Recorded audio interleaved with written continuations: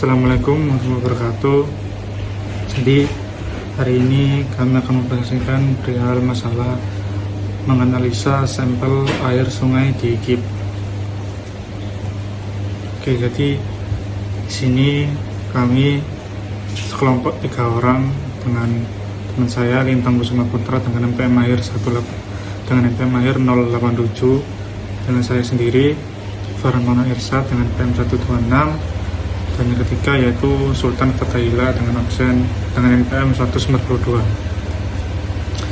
Jadi tujuan untuk tugas kali ini perihal mengambil air sampel sungai, yaitu pemilihan lokasi pengambilan contoh air merupakan salah satu langkah penting dalam prosedur pengambilan contoh air. Lokasi pengambilan contoh dipilih agar supaya contoh air yang diambil benar-benar mewakili badan air tersebut, agar supaya diperoleh hasil pengukuran yang representatif. Dalam pemilihan lokasi harus mempertimbangkan tujuan dari pengukuran atau pemantauan dan pengetahuan tentang kondisi dan biografi dari badan air yang akan diteliti. Maksud dan tujuan pengambilan contoh air adalah mengumpulkan volume air dari badan air yang akan diteliti dengan pengaruh suhu ataupun tempat penyimpanannya. Air sampel yang sudah diambil akan ditinjau lebih lanjut dengan beberapa contoh percobaan di dalam botol berukuran 600 ml. Dan di sini juga kita menggunakan teknik sampling dengan air sampel atau air sungai diambil dari satu titik ataupun waktu tertentu, dan pelaksanaan sampling juga dilakukan di samping sungai yang ingin diambil airnya.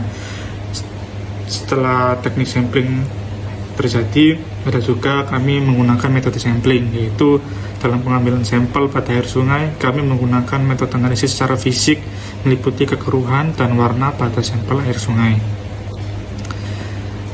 Dan untuk persiapan juga kami sudah menyiapkan alat-alat pengambilan sampel, dan di sini ada 4 peralatan, yaitu yang pertama botol dengan ukuran 600 ml dan juga gunting, batu beserta tali rafia.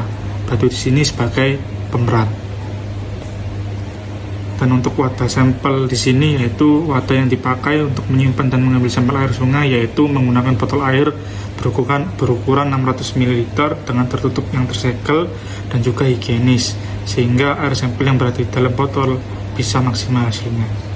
Melanjutkan presentasi untuk selanjutnya, yaitu pada proses pengambilan air sungai.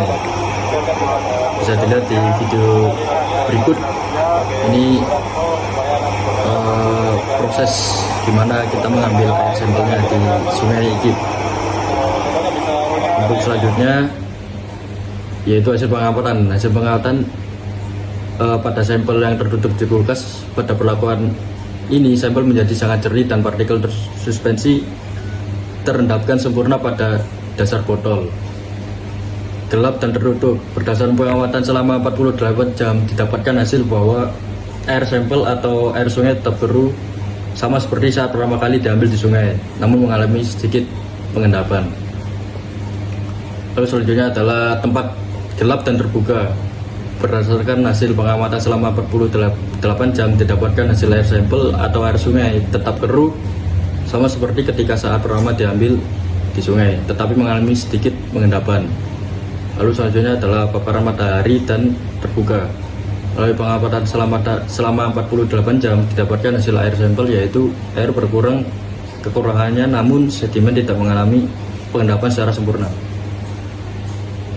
Hasil pengamatan selanjutnya adalah paparan matahari dan tertutup. Pada perlakuan ini selama kurang lebih 48 jam sampel memiliki tingkat kejernihan yang lebih baik serta mengalami pengendapan partikel tersuspensi lebih baik jika dibandingkan dengan perlakuan botol terbuka pada paparan matahari sebelumnya.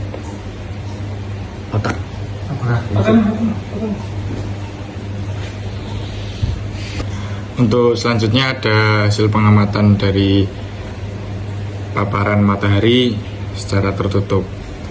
Untuk perlakuan ini hasil uji coba yang kita lakukan pada perlakuan ini selama kurang lebih 48 jam. Sampel memiliki tingkat kejernihan yang lebih baik serta mengalami pengendapan partikel tersuspensi lebih baik jika dibandingkan dengan perlakuan botol terbuka pada paparan matahari. Bisa disimpulkan bahwa Dengan perlakuan sampel yang berbeda selama kurang lebih 48 jam, menghasilkan perubahan yang berbeda juga pada sampel.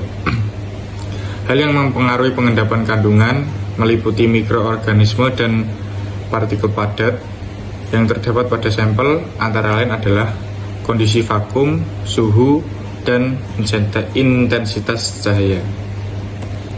Oke, terima kasih. Sekian dari kelompok kami, kurang lebihnya mohon maaf. Assalamualaikum warahmatullahi wabarakatuh.